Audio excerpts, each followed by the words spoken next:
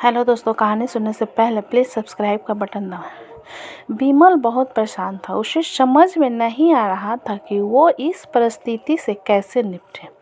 वो अपनी माँ को बहुत चाहता था, किंतु उसकी पत्नी और बच्चे उसकी माँ से बहुत दूर भागते थे, क्योंकि उसकी माँ की एक आँख नहीं थी, साथ ही उसकी कमर में भी 90 अंश पर झुकी थी। जैसे वो अपना काम सब खुद कर लेती है, किंतु फिर भी वो उसकी पत्नी और बच्चे के लिए हमेशा खटकती है। दादी, आप ऊपर के कमरे में जाओ, मेरे दोस्त आ रहे हैं। विमल के बेटे अखिल ने बड़े बेरुखी से कहा। पर बेटा, मैं तो यहाँ बहुत दूर बैठी हूँ। विमल की माँ ने बहुत प्यार से कहा। नहीं, आप उनके सामने मत रहो, वो मुझे चिढ़ाते हैं, अखिल ने जोर से डांटते हुए कहा। क्या हुआ अखिल, क्यों चिल्ला रहे हो? विमल की पत्नी कामिनी ने किचन से ही आवाज लगाई। देखो नम्मा, ये दादी यहीं ड्राइंग रूम में बैठी है और मेरे दोस्त आ रहे हैं। अखिल ने शिकायत भरे लहजे में कहा। माँ जी, आप ऊपर चली जाओ, क्यों हम लोगों को लजवाती हो? कामिनी ने बेटे का पक्ष लेते हुए कहा। बेचारी सरस्वती चुपचाप उठकर जीने के सहारे ऊपर जाने लगी। कमर झुकी होने के कारण उन्हें ऊपर चढ़ने में बहुत परेशानी हो रही थी, किंतु वो पूरी ताकत से ऊपर के एक अकेले कोने वाले कमरे में जाकर बैठ गई। विमल बाजू के कमरे में सब सुन रहा था। उसे कष्ट हो रहा था कि उसकी माँ को अपमानित होना पड़ रहा है, किंतु वो असहाय था। अगर वो कुछ कहता है तो पत्नी और बच्चे उसका विरोध करने लगते हैं।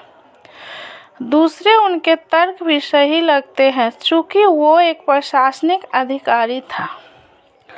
उसका सामाजिक स्तर बहुत ऊंचा था। उसकी ससुराल भी एक उच्च घराने में थी, अतः वह चुपचाप इस तरह हर दिन अपनी माँ को अपमानित होते देखता रहता था।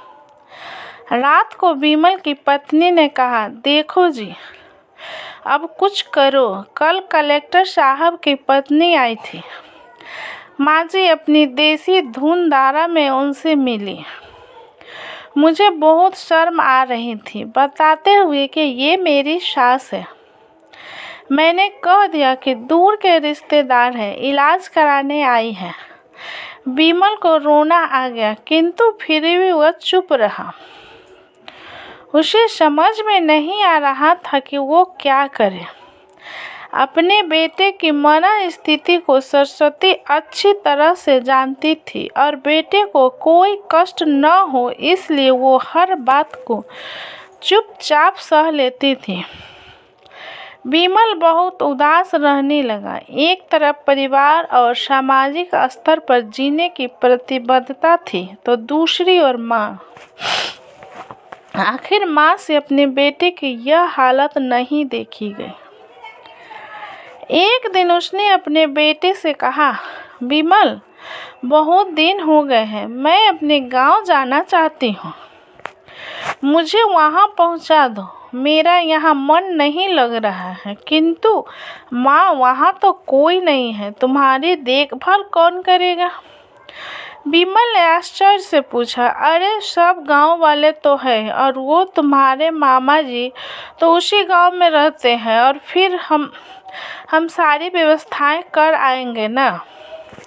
कामिनी को तो जैसे मन की मुराद मिल गई हो। हाँ बेटा, बहुत सही कह रही है, सरस्वती ने लंबी सांस लेते हुए कहा। विमल जानता था कि गांव में माँ की देखभाल करने वाला कोई नहीं है, लेकिन अपनी पत्नी की जिद के कारण वह अपनी माँ को गांव छोड़ने पर विवश हो गया। माँ को गांव छोड़कर आते वक्त उसे रोना आ रहा था तथा अपनी बेबसी पर गुस्सा भी आ रहा था, किंतु परिवार, पत्नी और समाज ने उसके इन मनोभावों को दबा दिया और वो सुकून सा महसूस करने लगा। कुछ दिनों के बाद उसके चाचा जो अमेरिका में रहते थे आने वाले थे। जब विमल बहुत छोटा था, उसके पिता जीवित थे, तब वो भारत आए थे और उसके बाद वो अब भारत आने वाले थे। पूरा परिवार और आस पड़ोस बहुत उत्साहित था। अमेरिका से विमल के डॉक्टर चाचा आ रहे थे। डॉक्टर रमेश ने जैसे ही घर में कदम रखा, सबने मिलकर बहुत उत्साह से उनका स्वागत किया। क्यों विमल, भाभी नहीं दिख रही, कहाँ है? डॉक्टर रमेश ने उत्सुकता पूर्वक पूछा। जी वो गांव में रहती है, यहाँ उनका मन नहीं लगा, कामनी ने सपाट लहजे में उत्तर दिया। डॉक्टर रमेश ने विमल की ओर देखा तो विमल ने अपनी आंखें झुका ली। डॉक्टर रमेश सब समझ गए। बोले, कल हम भाभी से मिलने गांव चलेंगे सब लोग। दूसरे दिन सभी लोग गांव के घर में पहुंचे। देखा कि सरस्वती को बहुत तेज बुखार है और वो पलंग पर असहाय पड़ी है। डॉक्टर रमेश दौड़कर सरस्वती के पास गए, उनके पैर छूकर रोने लगे। सरस्वती के ये हालत उनकी कल्पना से परे थी। वाह बेटा विमल, तूने तो नाम उजागर कर दिया। अपनी माँ के ये हालत देखकर तुझे तो शर्म भी नहीं आ रही होगी। डॉक्टर रमेश ने विमल को लगभग डांटते हुए कहा, नहीं देवर जी, विमल का कोई दोष नहीं है। मैं खुद गांव आई थी। सरस्वती ने अपने बेटे का बचाव किया।